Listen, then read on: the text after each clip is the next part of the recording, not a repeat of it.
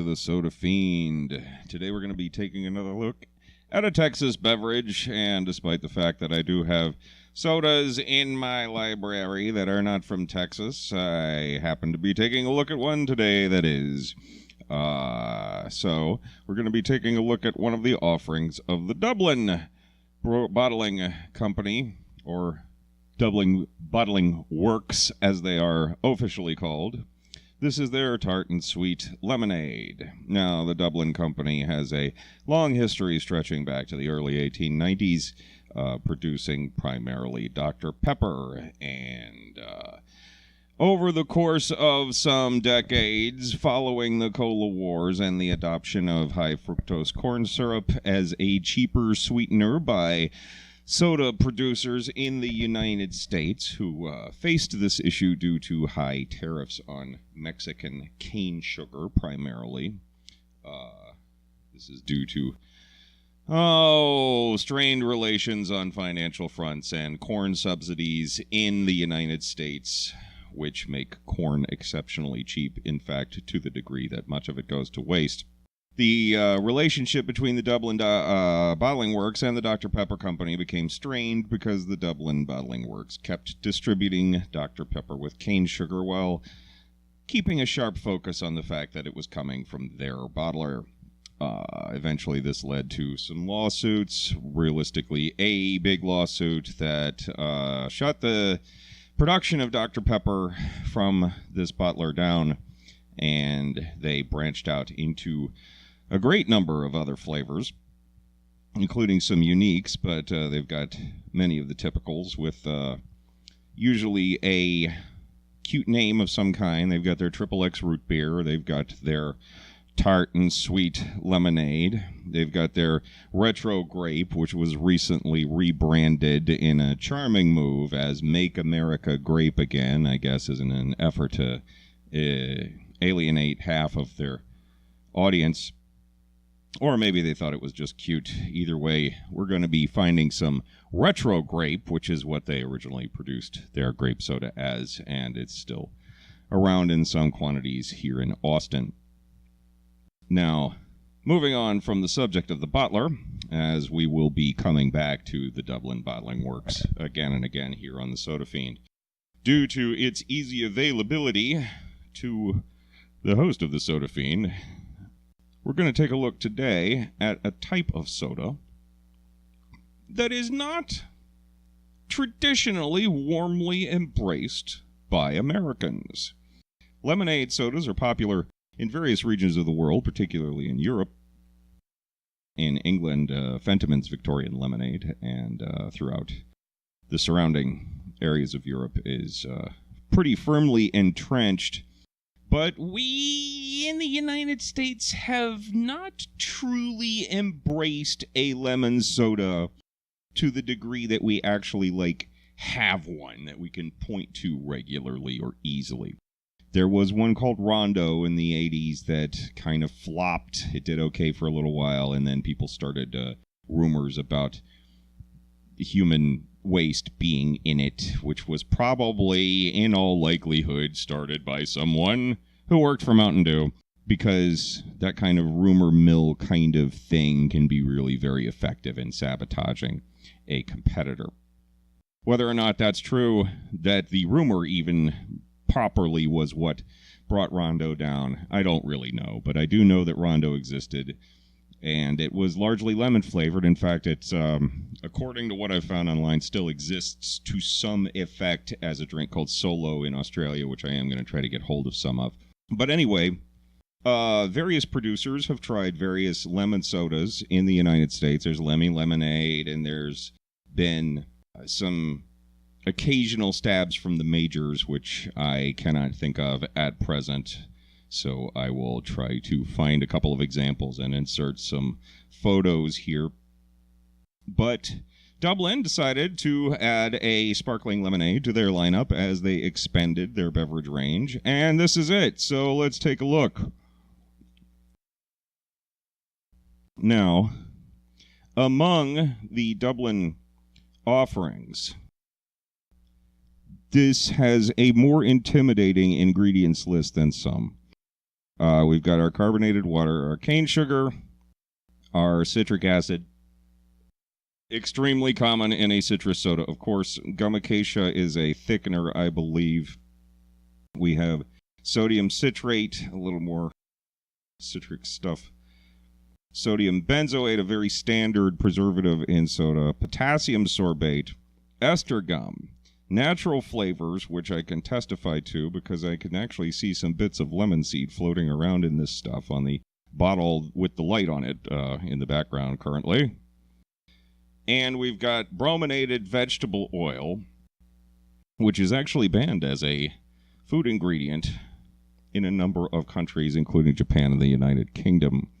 So this is not something you necessarily want to consume in quantity, although I don't think we have any conclusive data about health effects on it. And then finally, we've got our old friend yellow number 5, food ingredient in many a food on the Earth planet for a number of decades.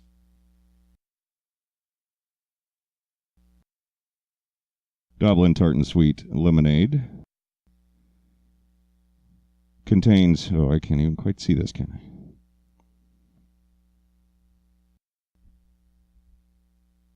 44 grams of sugar per 12-ounce bottle. A little bit over the average, which I have found to be around 42. So that's probably to compensate for the tart and bitter of the lemon flavor. So, you know what we're going to do now? It's time to crack and pour.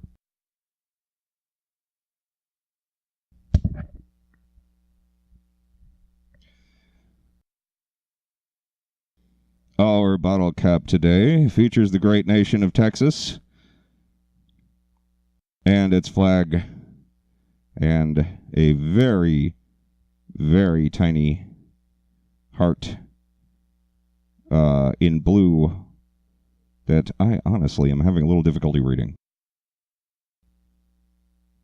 Oh, it just says Dublin Bottling. Yeah, it's green. It's got Texas on it. It's bottle cap. It's okay.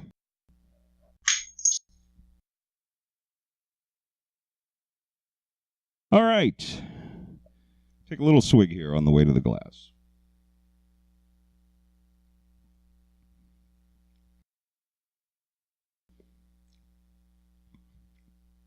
Yeah, I can see where that sugar's going. This is kind of smooth.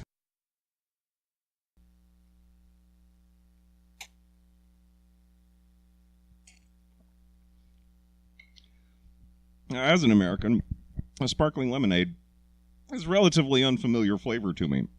We don't, like I said, have a lot of them here. They don't present themselves regularly. It's an interesting taste.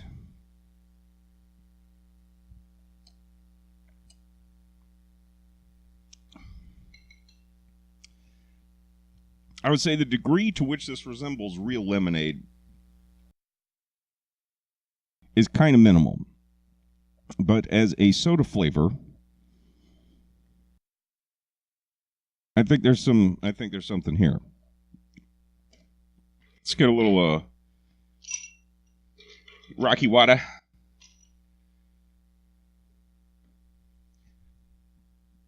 And see how it fares under those conditions. This one's a little nebulous. I'm finding it just a little nebulous. The opacity of this soda is...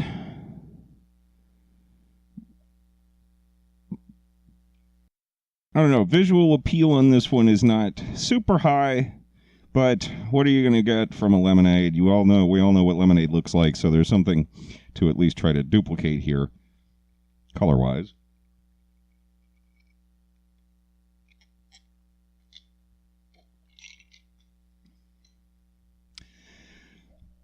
And it's interesting.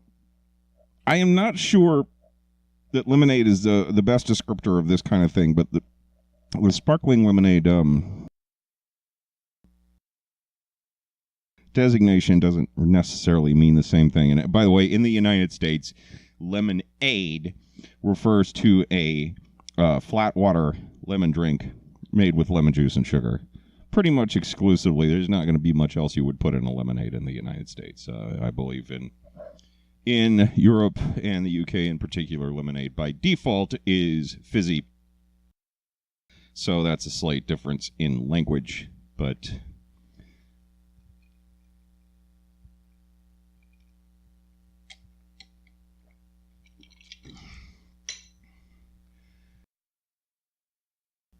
the Soda Fiend is a little perplexed by this one, I must admit.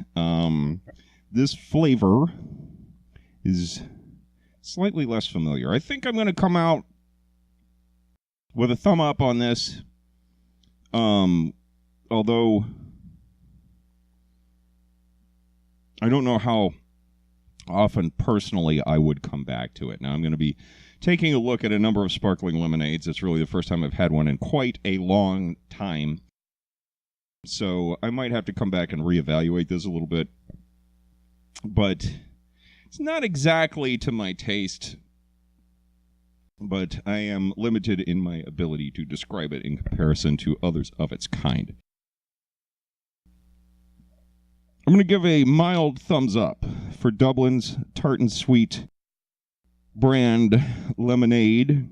We'll be coming back to other Dublin sodas in the future, and there are some that I think are very good. For the moment, I'm going to sign off with a light recommendation for this relatively light beverage.